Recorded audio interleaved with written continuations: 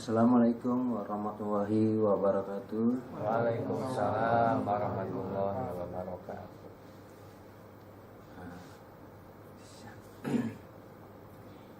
Mumpung untuk waktunya sudah masuk untuk jam 12:30, kita mulai untuk kajian hari ini dengan Bapak Ustadz M. Muhammad ya Pak ya. Ustadz Muhammad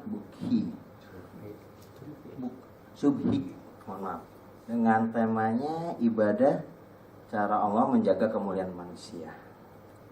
Baik, kita mulai Bapak Ustadz.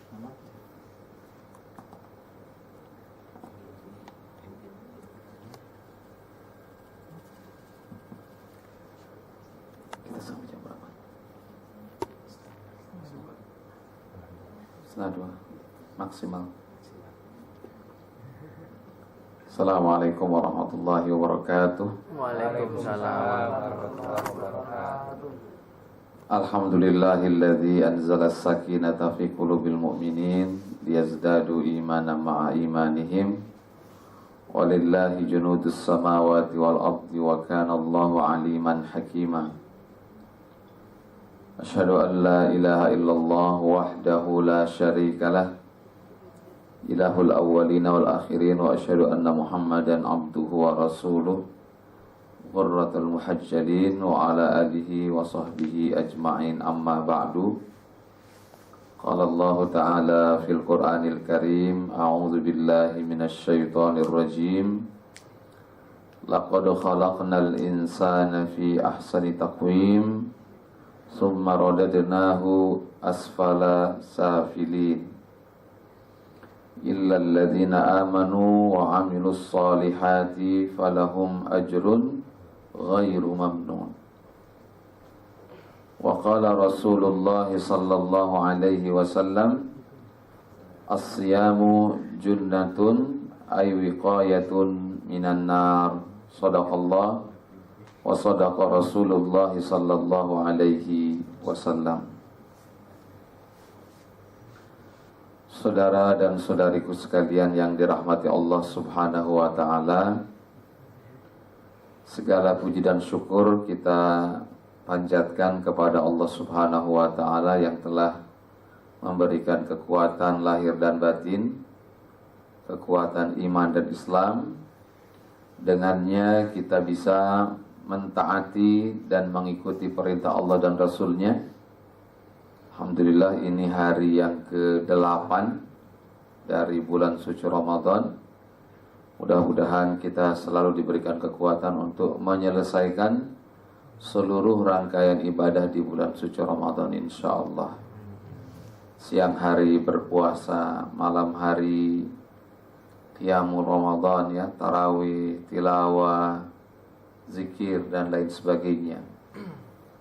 Mungkin bagi kaum wanita, malam hari juga menambah kesibukan dengan menyiapkan berbagai macam hidangan untuk buka dan sahur. Insya Allah semua itu akan terhitung menjadi amal soleh yang akan diberikan pahala berlipat ganda oleh Allah Subhanahu wa ta'ala. Salawat dan salam semoga Allah curahkan kepada Nabi kita Muhammad sallallahu alaihi wasallam, kepada keluarganya, kepada para sahabat dan para pengikutnya yang menjalankan sunnah dan ajarannya ila yaumil qiyamah. Hadirin wal hadirat rahimakumullah. Dalam kehidupan sehari-hari, ketika Allah Subhanahu wa ta'ala memberikan perintah untuk beribadah, biasanya kalau Allah mau memerintah orang-orang Islam, orang-orang yang beriman, selalu diawali dengan kalimat ya ayyuhalladzina amanu. Jadi ketika Allah di dalam Al-Quran menyampaikan kalimat ya ayyuhalladzina amanu, hai orang-orang yang beriman, bersiap-siaplah bahwa setelah kalimat itu pasti ada perintah untuk dikerjakan, atau larangan untuk dijauhkan.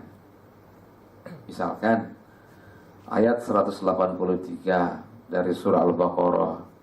Ayat ini sekarang sangat terkenal di TV, di radio. Semua artis, penyanyi, sampai Zaskia Gotik gitu, yang kita tahu selama ini artis yang heboh. Tapi kalau bulan puasa dia ikut juga membaca surah Al-Baqarah ayat 183. Kalimatnya ya ayyuhalladzina amanu, hai orang-orang yang beriman. Terus ada lanjutannya kutiba alaikumus syiyam. Berarti itu perintah.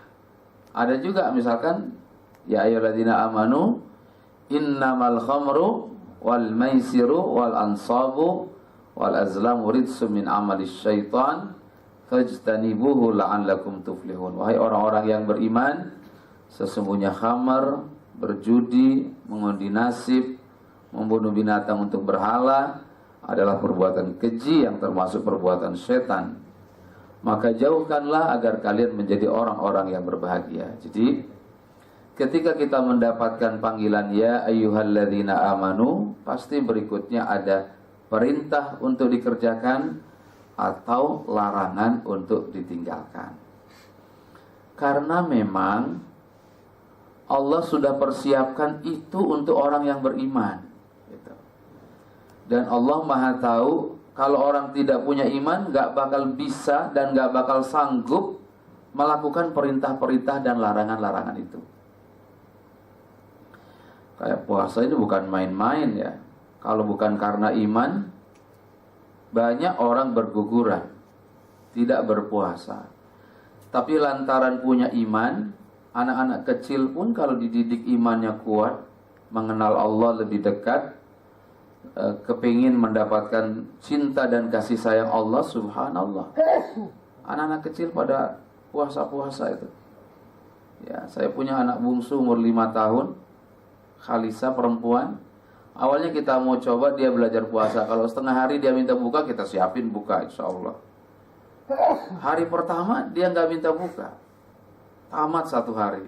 Padahal baru 5 tahun. Karena pendekatan yang selalu kita tanamkan. Dan di lingkungannya orang berpuasa. Subhanallah. Jadi agak heran juga ya kalau ada orang 30 tahun nggak puasa, bilangnya apa? Nggak kuat. Sebenarnya yang nggak kuat itu bukan fisiknya. Karena fisik manusia itu bisa bertahan tidak makan tidak minum selama 6 hari maksimal. Kalau 6 hari nggak makan nggak minum, insya Allah innalillahi. Ya. Tapi kalau baru 1,5 hari dari subuh sampai maghrib, insya Allah itu sudah terukur bahwa manusia tidak akan apa-apa. Justru puasa yang setengah hari ini dari subuh sampai maghrib memunculkan rasa sehat yang luar biasa. Ya, terus terang orang-orang yang ukuran badannya besar seperti saya ini, agak gemuk gitu, kalau sudah bulan puasa ini rasanya nyaman sekali. Nyaman sekali. Kiloan turun 4-5 kilo gitu. Lumayan gitu. Alhamdulillahirabbil alamin. Bahkan gesper sudah mulai berubah. Dan luar biasanya ikhwah, akhwat fillah, orang yang punya keluhan penyakit gula darah, gulanya normal. Orang yang punya penyakit mah, normal mahnya. Yang punya darah tinggi, semua normal. Makanya kenapa orang kalau mau cek darah disuruh puasa. Jadi rahasia itu sudah terungkap lah. Ternyata kita mikir kemana, muter ke kiri, ke kanan, ke barat, ke timur, tetap saja ujung-ujungnya yang benar itu adalah agama.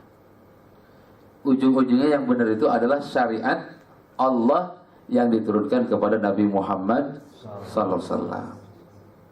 Ada orang bertanya-tanya, kenapa sih lelaki nggak boleh pakai perhiasan emas? Ya kan? Kita nggak boleh kan ya? Kalau beliau-beliau boleh nggak? Boleh ya. Tapi ada maksimalnya loh pakai emas itu. Jangan banyak-banyak. Jangan sampai pakai 100 gram, jangan ya. Bukan keberatan, takut berbahaya ya. Ya. Jadi menurut para ulama, kan kalau emas yang disimpan wajib dizakatkan. Kalau emas yang dipakai tidak harus dizakatkan. Sehingga jangan dipakai semua karena menghindari zakat. Maka Ustaz Yusuf Qaradawi mengatakan batasan normalnya orang berhias dengan emas itu maksimal 20 gram. Ya, saya cuma 2 gram. Alhamdulillah di gelangnya ada 5 gram, sedanglah cukup. Maksimal 20 gram. Jadi kalau mbak-mbak punya emas 200 gram, amin gitu Mbak? Kepengen nggak?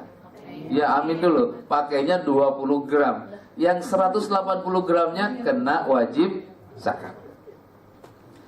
Saudaraku sekalian yang berbahagia, saya ingin bertanya, ya, ketika kita memahami hukum seperti tadi, menerima kewajiban dan menerima larangan untuk kita jauhkan, kira-kira sejauh ini aturan agama itu buat kita menguntungkan atau merugikan? Nggak jawab, dia pasti bingung dia jawab. Atau mungkin karena memang ada faktor agama yang merasa merugikan. Tolong nanti saudara cari 2-3 hari ini, kira-kira sisi syariat yang mana yang menurut saudara secara berpikir jernih, oh ternyata ini hukum ini merugikan. Tolong dicari nanti. Biar itu kita jadikan PR bersama, kita cari tema-tema dan pikiran-pikiran bagus untuk menyelesaikan solusi itu. Sebab ada di antara kita orang-orang muslim yang menganggap hatta ibadah di dalam Islam itu sesuatu yang memberatkan. Ada yang bilang begini, pusing jadi orang Islam ini. Punya duit banyak, kudu zakat. Bulan Ramadan, puasa. Orang-orang ke Eropa ini disuruh pergi haji. Ada orang yang mengeluh karena merasa syariat Islam itu membuat dia berat. Atau ada keluhan begini, susah ya jadi orang Islam, dikit-dikit haram. Ya, ini gak boleh, itu gak boleh. Ada juga yang merasa begitu, jadi dia merasa terikat, terkungkung dengan aturan-aturan syariat. Sehingga apa yang terjadi? Ada keengganan untuk menjalankan syariat, untuk menjalankan ibadat. Ada rasa enggan. Sekalinya dia lakukan juga dengan penuh perasaan yang sangat berat. Jangan dikira sholat itu gak berat loh. Walaupun dia tidak berat menurut saudara, tapi menurut sebagian besar umat Islam berat. Ya, alhamdulillah sih secara umum di Jakarta sudah ada sensus tentang ibadah yang hasilnya alhamdulillah orang muslim Jakarta 60% taat sholat 5 waktu. 60%. 60% dari 10 juta berarti 6 juta. Ada 4 juta yang merasa berat melaksanakan sholat 5 waktu. Apalagi yang namanya sholat yang 2 rakaat tuh, subuh-subuh tuh ya. Itu selalu dianggap berat. Tapi alhamdulillah kalau bulan suci Ramadan, Masya Allah, semuanya jadi nikmat gitu ya. Indahnya luar biasa. Kalau bulan Ramadan belum subuh, orang sudah kumpul di masjid. Itu hebat tuh begitu. Itu sebetulnya bukan suasana Jakarta, itu suasana Mekah sebetulnya. Ya, kalau orang di Mekah itu setiap hari, bulan apapun, tahun berapapun, kalau belum waktu mereka sudah penuh di masjid. Kalau setengah jam menjelang sholat atau 10 menit menjelang azan, insya Allah pintu sudah tertutup karena tidak mampu menampung di dalam masjid. Tapi kalau di Indonesia, alhamdulillah itu terjadi di bulan suci Ramadan. Walaupun nanti kalau sudah lebaran ya kembali normal gitu ya. Kembali normal dalam artian tetap berjamaah itu menjadi sesuatu yang berat. Bahkan ketika orang dilarang untuk mabuk, minuman keras, untuk berzina, dilarang untuk melakukan hal-hal yang bersifat kriminal, ada orang yang merasa sulit menerima itu dan menganggap bahwa syariat itu membuat susah.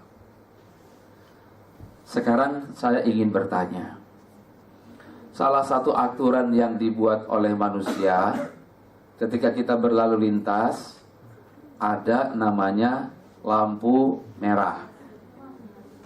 Warnanya ada berapa? 3, pinter ya.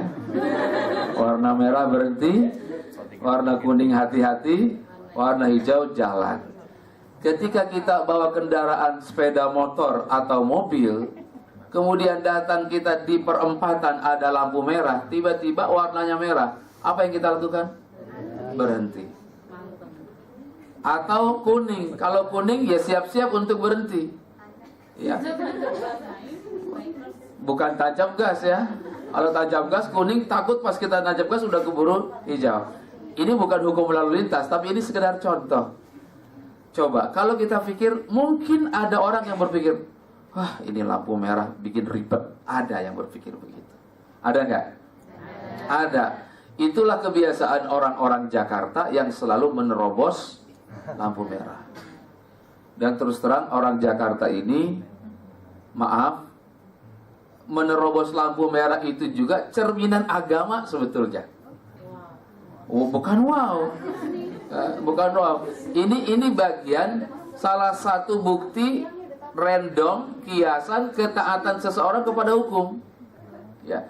Saya yakin orang lebih taat beragama, dia pasti lebih taat juga kepada peraturan yang dibuat oleh manusia.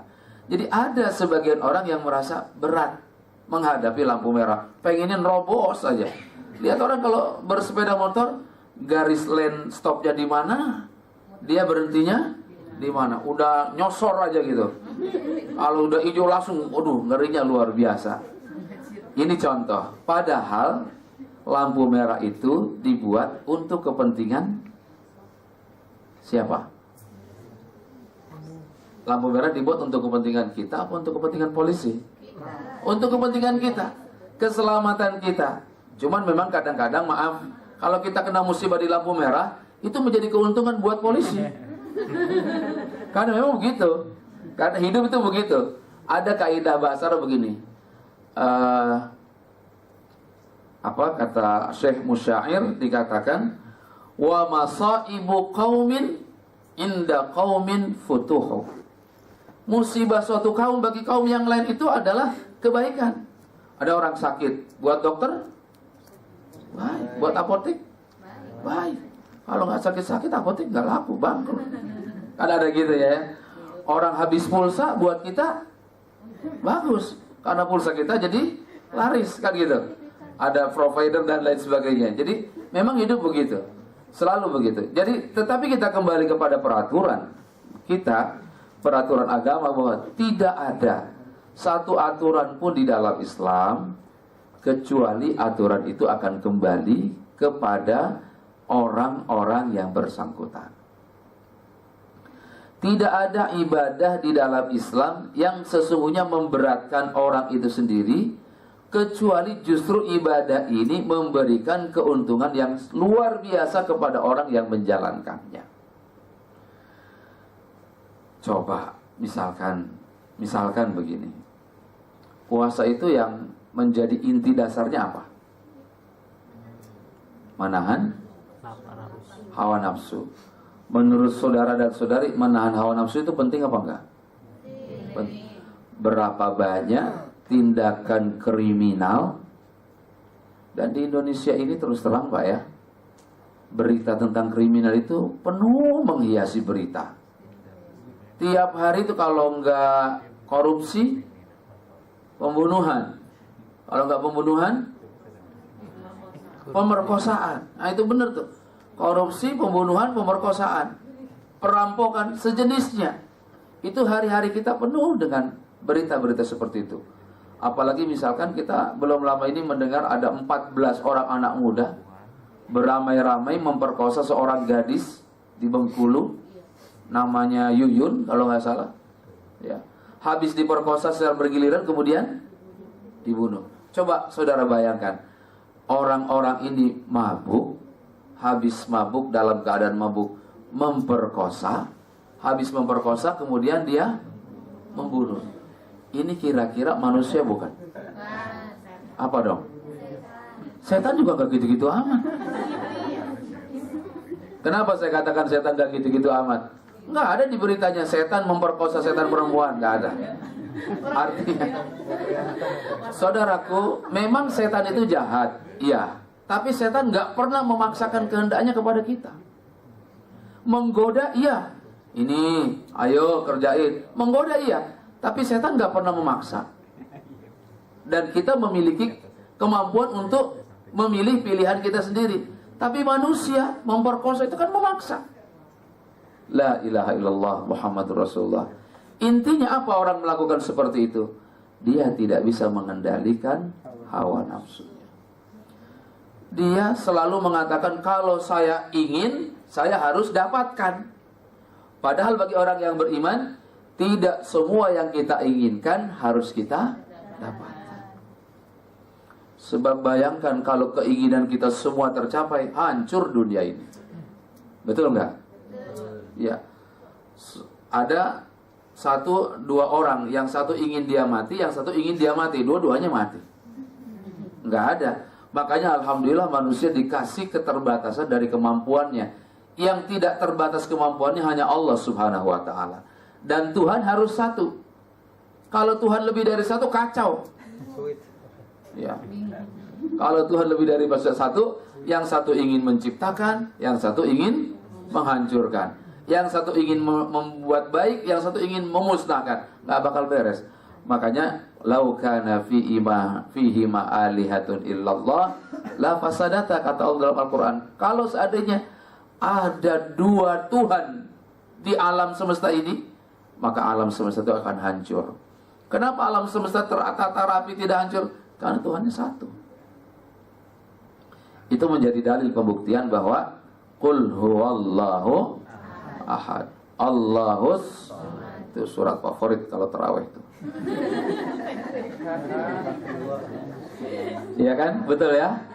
Di lingkungan saudara sama begitu ya? Sama di masjid-masjid kita. Alhamdulillah.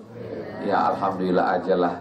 Daripada orang pada nggak sholat, ya walaupun baca qul huwallah, tapi yang penting bacanya tertib, insya Allah.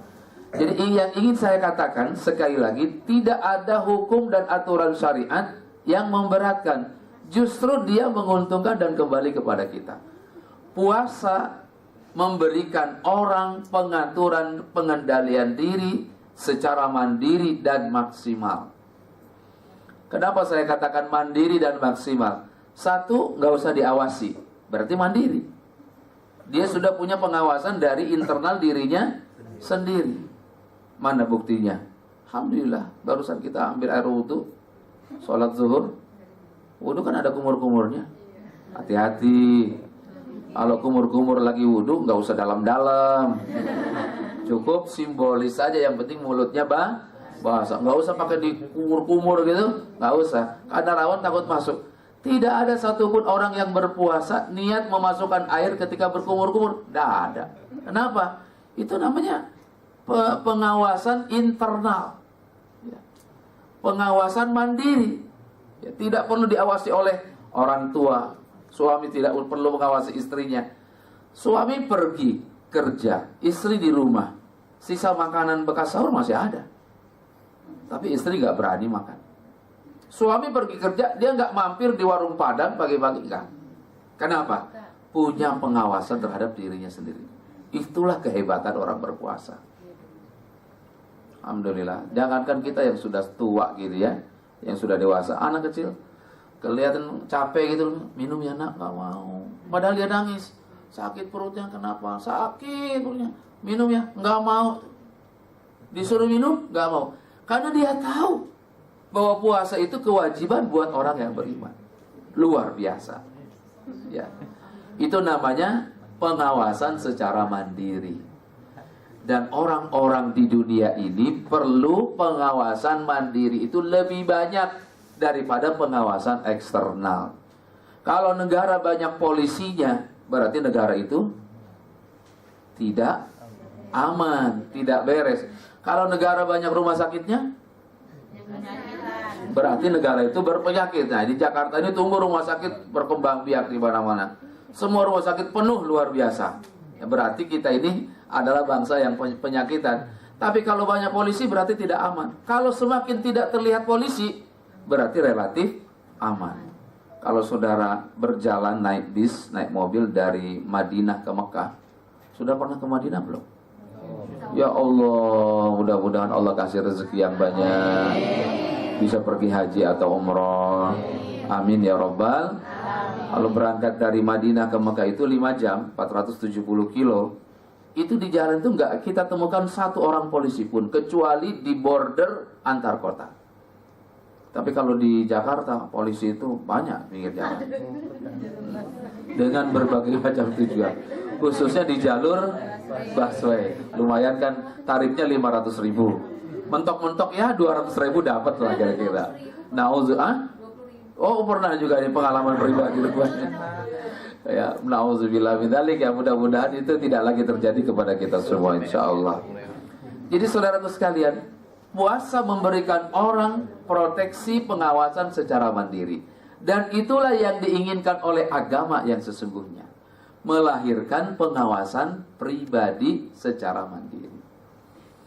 Kayak kita sholat, waktu kecil ya disuruh, nah sholat maghrib, ntar bu, nah sholat isya, ntar, nembak terus. Saya kadang-kadang merasakan anak saya kalau disuruh sholat tuh sekarang begitu, ntar bi, ntar.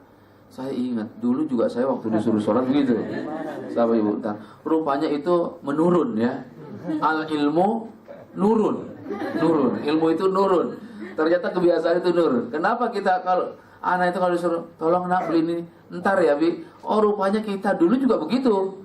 Makanya kata Rasulullah, berbuat baiklah kamu kepada orang tua kamu, karena dengan berbuat baik kepada orang tua kamu, kamu akan mendapatkan keturunan yang berbuat baik kepada kamu. Subhanallah. Bukan hukum karma. Ini adalah bagian dari sesuatu yang baik yang harus dilanjutkan. Salat, ketika udah hayya ala sholat, otomatis berangkat, ambil wudhu, kerjakan. Bahkan sholat subuh yang kita sedang dalam keadaan tertidur, Masya Allah, kita tunaikan. Bangun walaupun berat kepala kita, kurang tidur. Apalagi sekarang godaan kita banyak bener. Ada Piala Amerika, ada Piala Eropa, Masya Allah. Semalam nonton bola 3 biji apa? 3 pertandingan, luar biasa. Asal mau aja saudara, nggak tidur-tidur. Tapi masalahnya kira-kira baca Qurannya kebagian apa enggak? Tolong deh, nonton bola sambil baca Quran. Ada juga yang nonton bola pegang Quran. Begitu perit istirahat dia baca.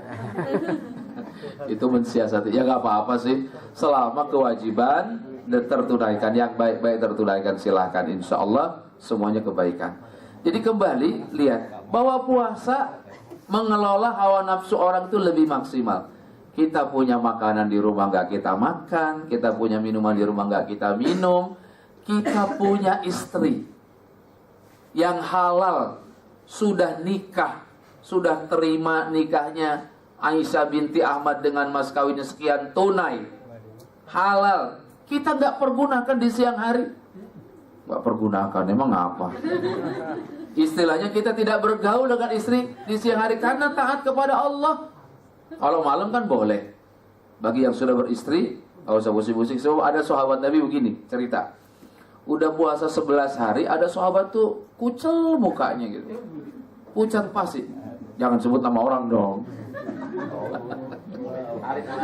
Kemudian kata Rasulullah begini kepada, wahai sahabatku, aku melihat wajahmu ini Masya Allah pucat pasi, membiru. Apakah puasa ini membuatmu sangat berat rupanya?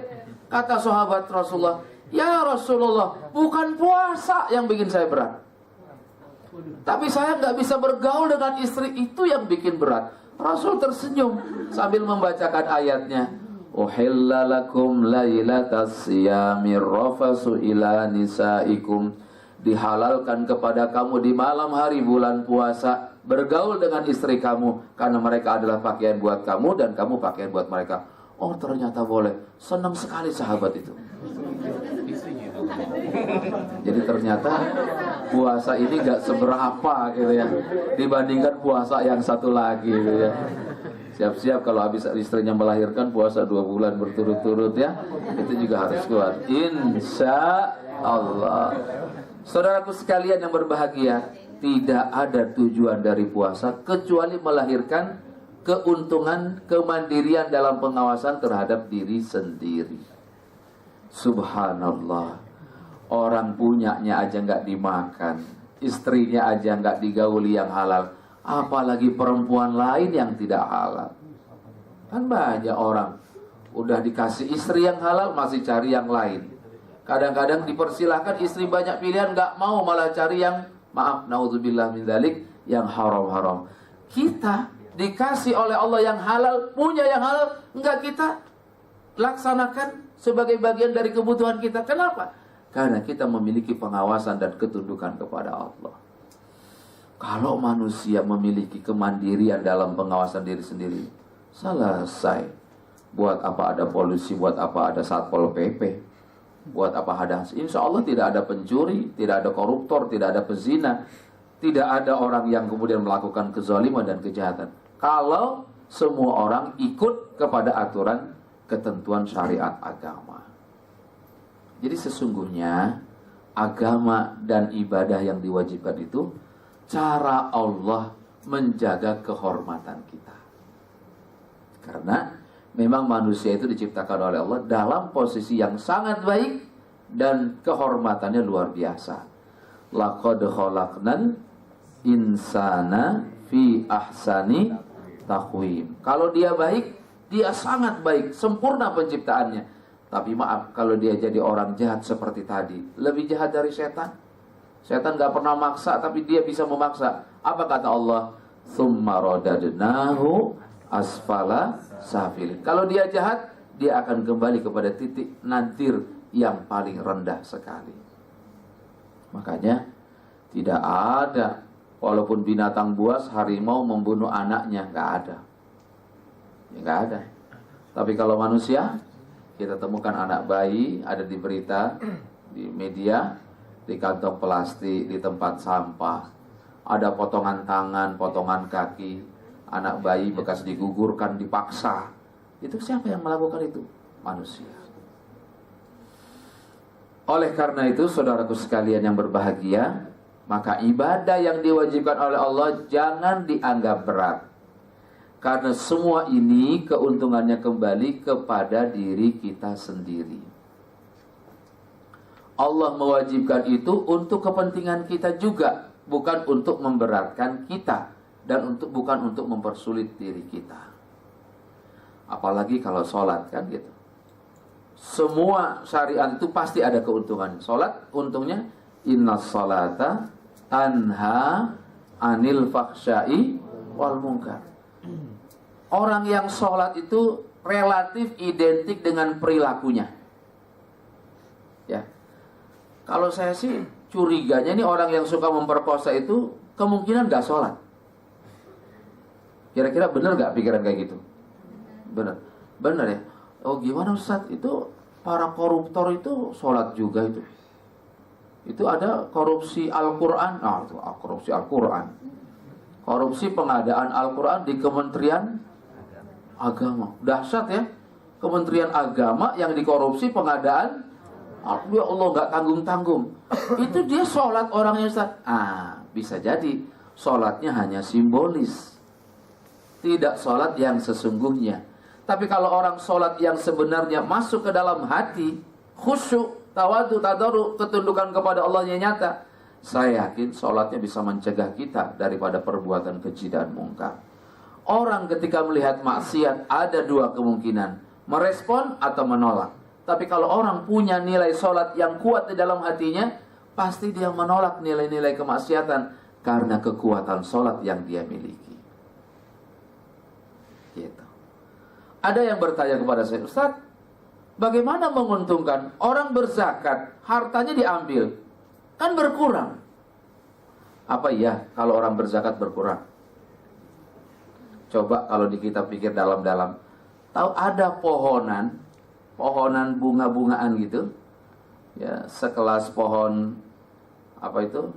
Kalau orang Sunda bilang kaca piring. Kaca piring itu apa ya? Nggak tahu saya bahasa Indonesianya. Pohon suci, tahu pohon suci? Oke, ya sepakat aja pohon suci. Kalau dia dibiarkan satu batang aja tinggi ke atas, dia akan tinggi sendirian.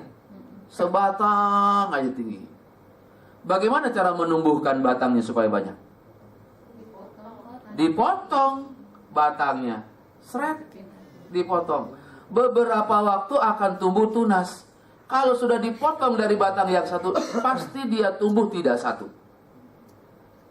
Pasti dia tumbuh 3, 4, nongol gitu di pinggir-pinggirnya. Dan begitulah cara Allah menumbuhkan harta kita, memberkahkan harta kita dengan zakat.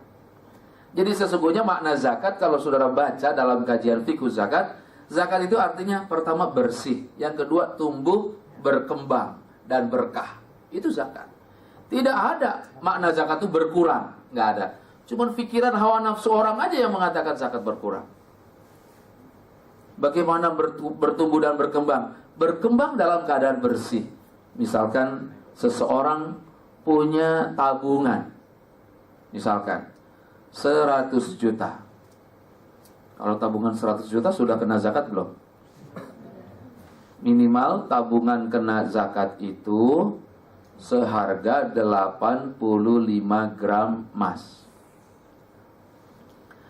85 gram kali 500 ribu, 42.500.000. Jadi kalau saudara-saudari punya tabungan di bank ataupun disimpan di mana dalam bentuk investasi, tabungan 42 juta lebih, dan itu sudah berumur setahun, maka dia kena zakat. Wah, supaya nggak kena zakat, diambil aja 5 juta. Kan tinggal 37,5 juta. Silahkan aja Anda bermain-main hukum dengan Allah. Kalau berani silahkan. Itu kan urusannya masing-masing. Itu berdasarkan kejujuran sendiri. Jadi 85 gram emas itu standar nisab zakat. Sekarang kalau 42,5 juta, zakatnya 2,5%. Berapa kena zakatnya? Bingung.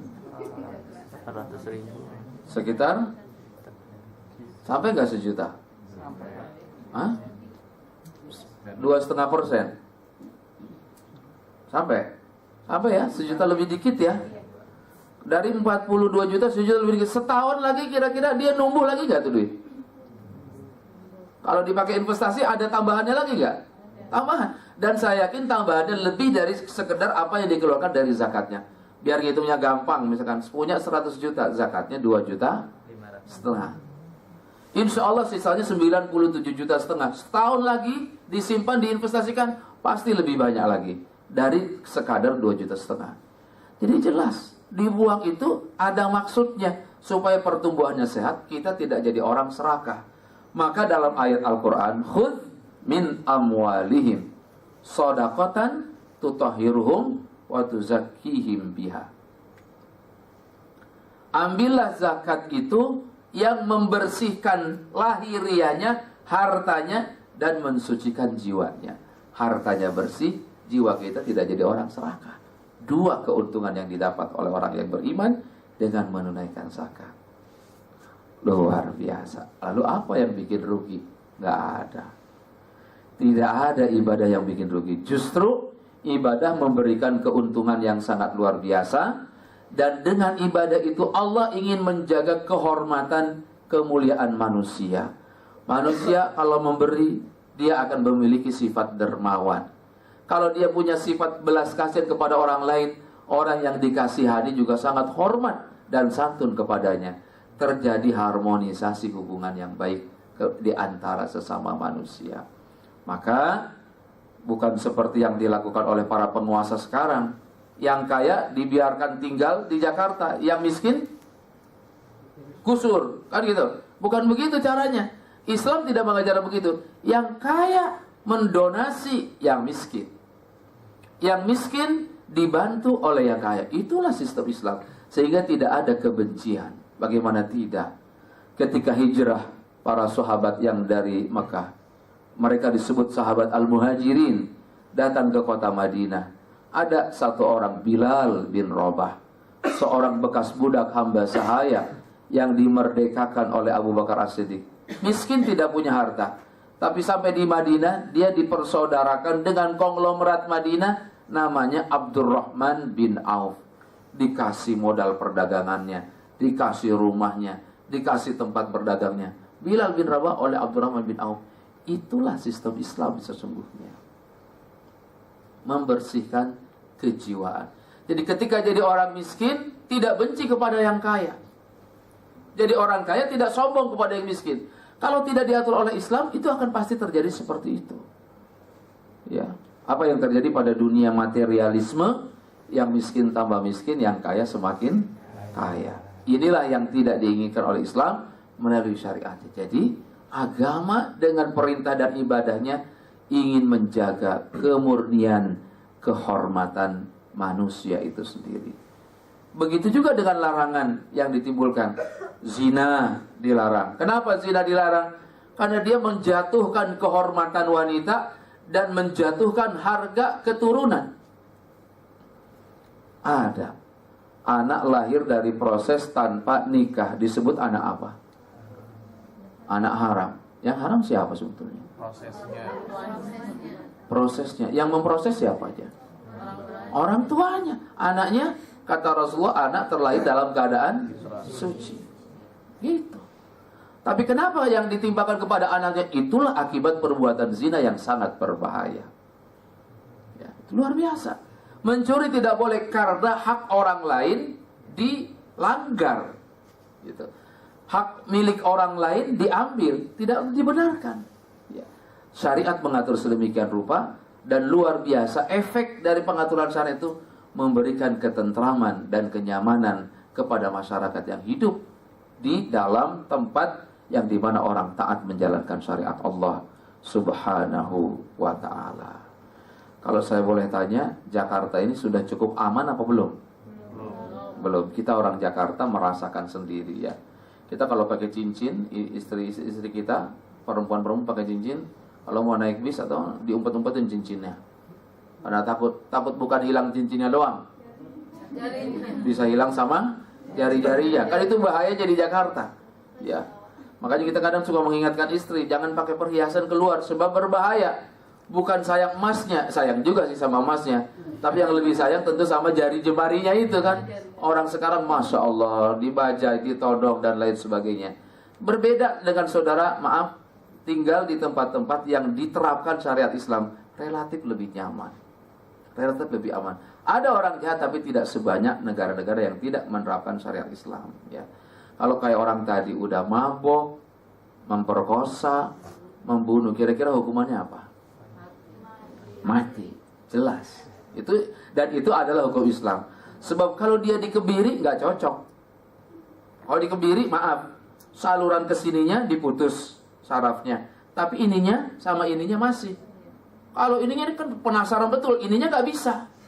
Dia akan menjadi orang jahat luar biasa. Karena apa? Hasratnya tidak tersalurkan. Maka kebiri tidak menyelesaikan masalah. Apalagi kalau cuma di penjara 2 tahun, 3 tahun. Keluar dari penjara, wow, lebih ganas. Yang benar itu seperti di Arab Saudi. Ada namanya Masjid Qisas. Kalau hari Jumat dilakukan eksekusi. Jadi ada talanan kayu panjang, lehernya digituin itu suruh bungkuk. Datang seseorang algojo dengan pedang yang tajam, kemudian dihunuskan. Celeng, sekali langsung kepalanya gelinding. Ah, itu selesai. Itu adalah solusi dari hukum yang diinginkan oleh kita sebetulnya. Narkoba, bayangkan di Jakarta narkoba, bukan gram. Saudara kalau ke Singapura tertangkap membawa narkoba 15 gram, langsung hukuman mati.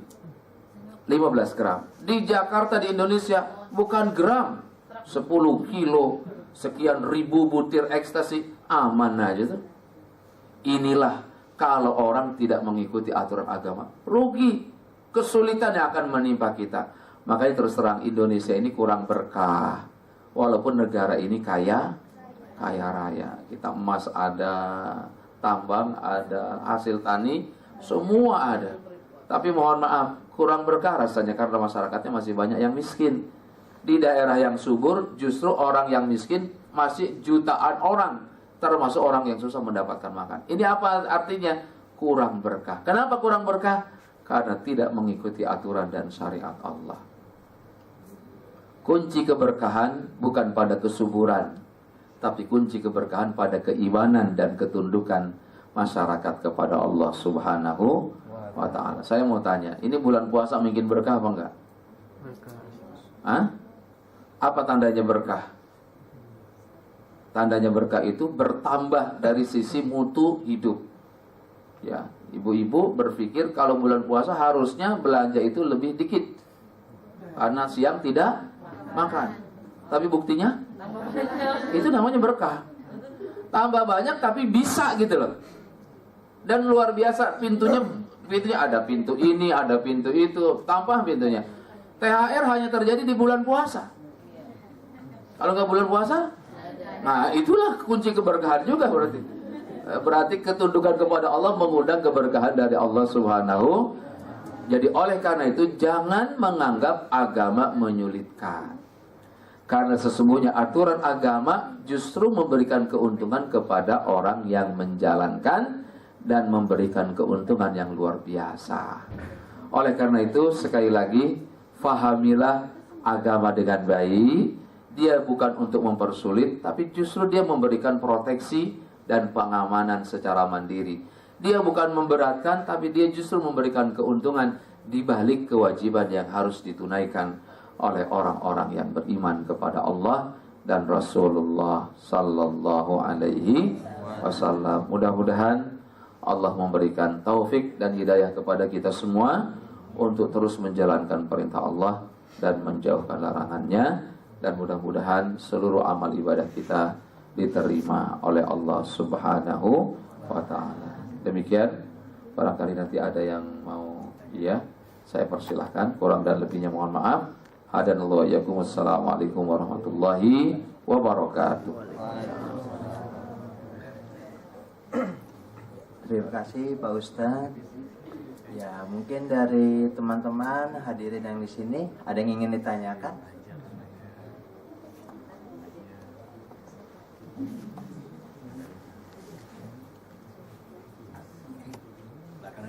Yes, sir.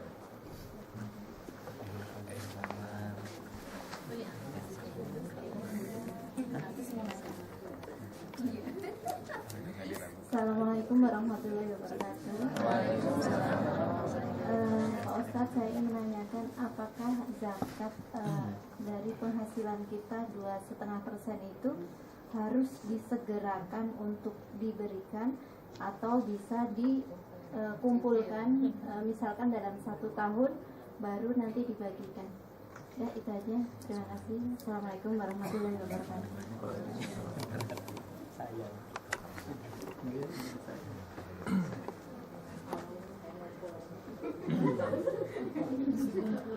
Ada 2 pendapat tentang itu, Mbak. Ya, ini Mbak bertanya tentang penghasilan ya, zakat dari penghasilan kita, itu kan? Bukan dari zakat mal kan? Kalau zakat mal dia ada hitungannya setahun, zakat perdagangan setahun, zakat pertanian ketika panen, nah gitu, ketika panen, zakat peternakan setahun, ya. Tapi zakat penghasilan ada 2 versi. Ada yang mengatakan ikut kepada pertanian ketika panen, ada yang ikut kepada perdagangan ketika setahun sekali. Kalau mengikuti mengkiaskannya kepada pertanian, berarti ditunaikan setiap panen. Maksud panen gajian. Ya. Kalau petani panennya 3 bulan sekali, kalau kita misalkan alhamdulillah sebulan sekali, maka mengikuti pendapat yang pertama, seyogianya ditunaikan setiap gajian gitu. Setiap gajian. Jadi ditunaikan setiap gajian, ketika gajian sisihkan 2,5%. Tapi mohon maaf, ini kalau gajinya mencapai nisab ya. Ya. Gaji mencapai nisab itu sekitar 520 kg beras. Nisabnya. Ya kok beras tanya saya tanya. Siapa yang suka beli beras? Kira-kira beras sekilo berapa? Ya? 10.000. Oke. Katakanlah 10.000. Udah ambil yang gampangnya aja deh. Beras 10.000 itu udah bagus sekilo ya. Insya Allah cukup lah, enak gitu ya. Bukan beras raskin insya Allah ya. Jadi kalau beras kita yang kita, tapi sekali lagi nanti harga ini bisa berubah ya sesuai dengan standar. Katakanlah 10.000. Kalau 520 kilogram berarti dia 5.200.000. Kalau gaji saya, penghasilan saya, semuanya itu mulai dari gaji pokok, transport, bonus, apalagi lembur, dikumpulin semuanya. Ya, kan namanya penghasilan, semuanya penghasilan. Kalau dikumpulin semuanya ternyata mencapai angka 5.200.000, berarti kita terkena kewajiban zakat penghasilan. Penghasilannya 2,5% dari 5.200.000, berarti sekitar 120 ribuan kira-kira. Kalau kita sebulan gaji kita 5.200.000, berarti kitanya kenakannya 120.000.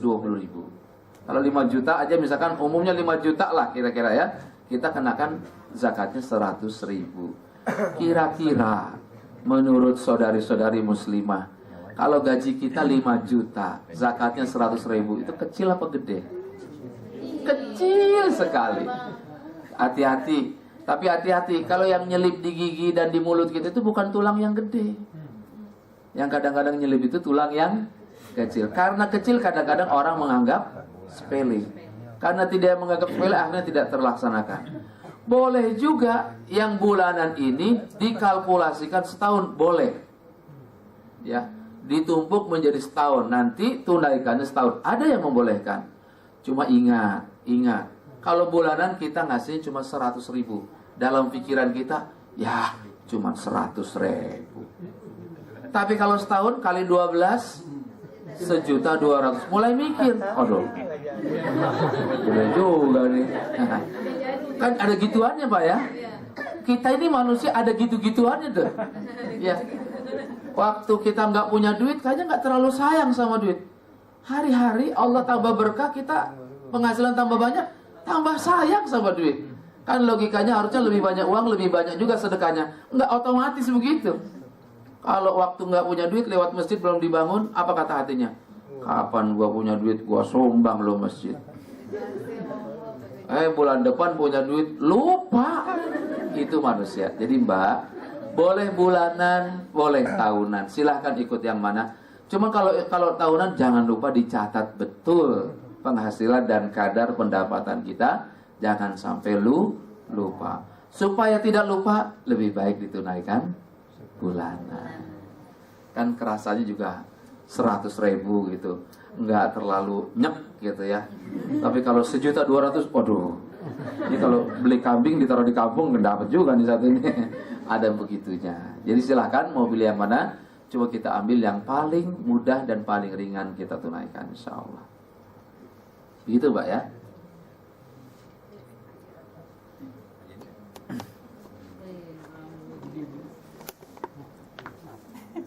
Assalamualaikum Ustaz. Waalaikumsalam. Ya, mau tanya kalau untuk yang zakat tadi, zakat harta mal yang sudah 1 tahun, apabila dia memiliki saham begitu dalam bentuk saham, itu bagaimana Pak Ustaz? Apakah itu terkena juga atau bagaimana Pak Ustaz? Terima kasih. Assalamualaikum warahmatullahi wabarakatuh.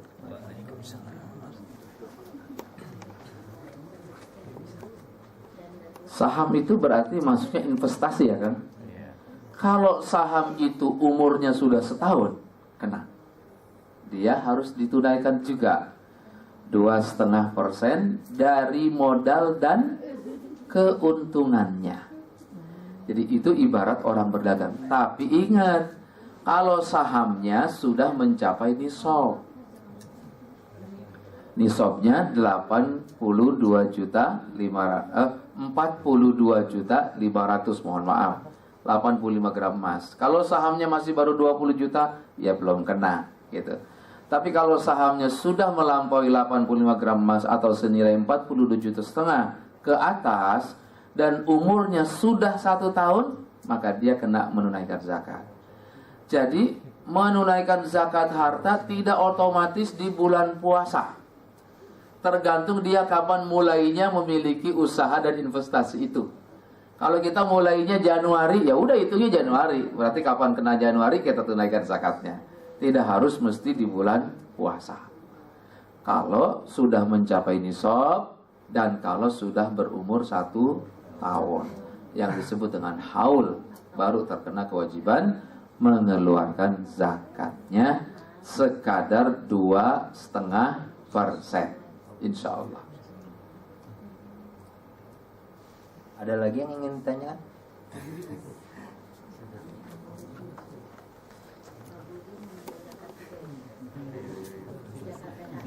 Assalamualaikum warahmatullahi wabarakatuh. Pak Ustadz mau nanya, kalau berwudu ya Pak Ustadz ya. Kita nggak sengaja berpegangan tangan istri kita, apakah itu bersentuhan ya? Itu batal atau tidak, dan kalau boleh tahu alasannya? Terima kasih. Assalamualaikum warahmatullahi wabarakatuh.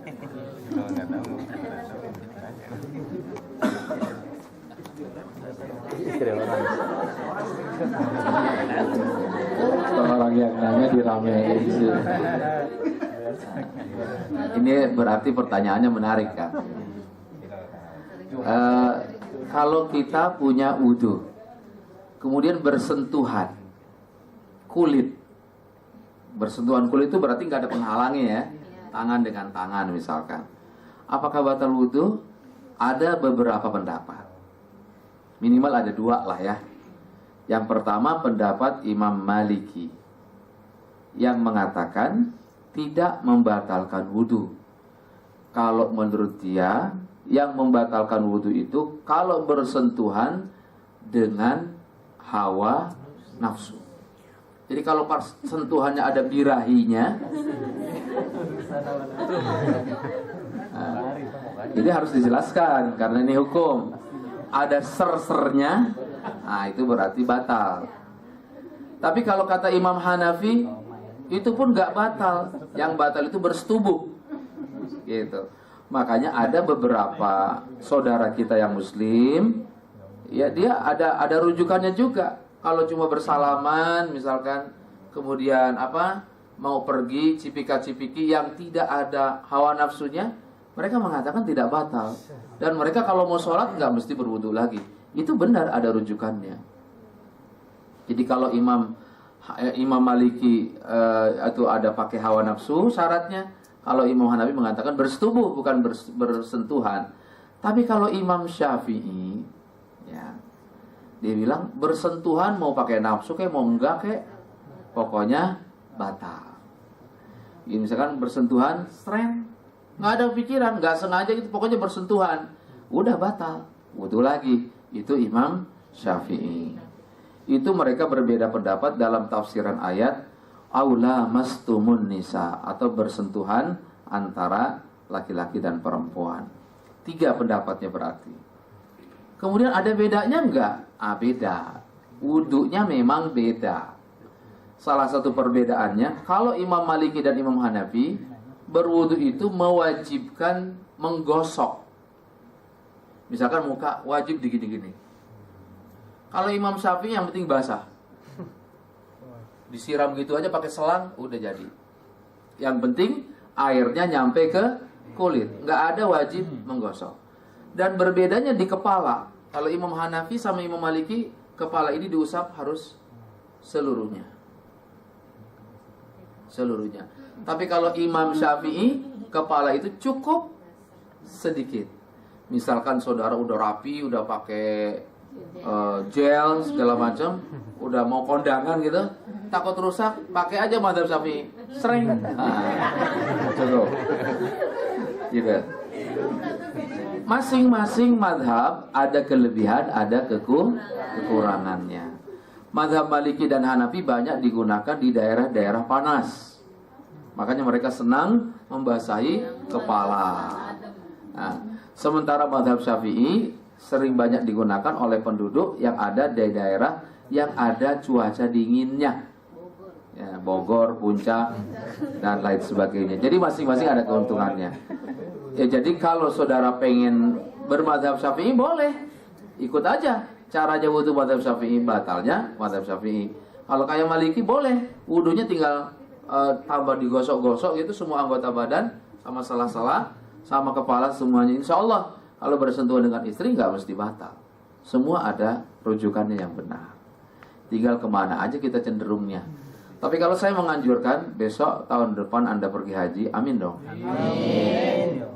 Didoain baik, amin insya Allah. Kalau pergi haji kan ada tawaf. Tawaf suami istri itu kadang-kadang istri kita nggak mau jauh, takut hilang dia. Nah, nyangkel aja gitu kan ya. Nah, itu sebaiknya kita pindah wudunya madhab Maliki. Supaya kalau bersentuhan kulit dengan istri kita, kalau urusan hawa nafsu sih pasti nggak ada lah. Oh lagi tawaf masa iya sih mikirin kayak gitu. Kalau lagi tawaf saya sih husnuzon, pasti bira-bira itu nggak ada. Karena pikiran sama hatinya itu khusyuk kepada Allah Subhanahu. Sebagai proteksi daripada supaya tidak batal wudu, tidak aja madhabnya. Madhab Maliki dengan menggosok anggota wudu dan kemudian mengusap kepala secara keseluruhan, insya Allah kita sudah boleh menggunakan madhab Maliki yang tidak batal jika bersentuhan dengan kulit istri. Gitu. Silahkan madhab yang berbeda itu untuk keleluasaan kita. Saudara mau pakai yang mana, jangan diributkan. Insya Allah. Cukup ya, insya Allah. Alhamdulillah, mudah-mudahan berkah.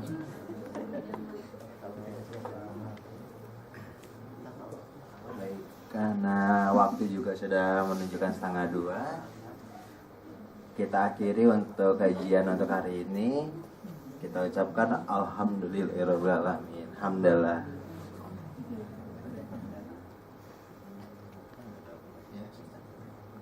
Mari kita tutup pertemuan ini dengan doa, dan kita awali doa kita dengan membaca surah Al-Fatihah. A'udzubillahi minasyaitonir rajim. Bismillahirrahmanirrahim. Alhamdulillahirabbil alamin. Ar-Rahmanir-Rahim. Maliki yaumiddin. Iyyaka na'budu wa iyyaka nasta'in. Ihdinas siratal mustaqim. Siratal ladzina an'amta 'alaihim ghairil maghdubi 'alaihim waladdallin. Amin. Bismillahirrahmanirrahim. Alhamdulillahirabbil alamin. Hamdan yuwafi ni'amahu yukafi wa mazidah. Ya Rabbana lakal hamdu wa lakal syukru kama yanbaghi li jalali wajhika wa 'azimi sultanik.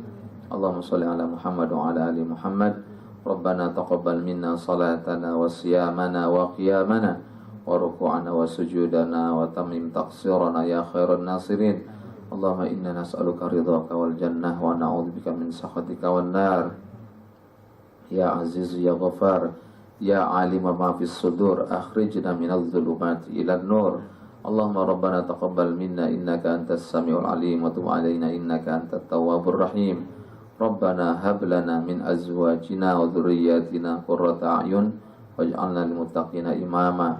Rabbana ya Allah atina fid dunya hasanah wa fil akhirati hasanah wa qina adzabannar. Walhamdulillahi rabbil alamin. Kurang lebihnya mohon maaf. Assalamualaikum warahmatullahi wabarakatuh. Waalaikumsalam warahmatullahi wabarakatuh.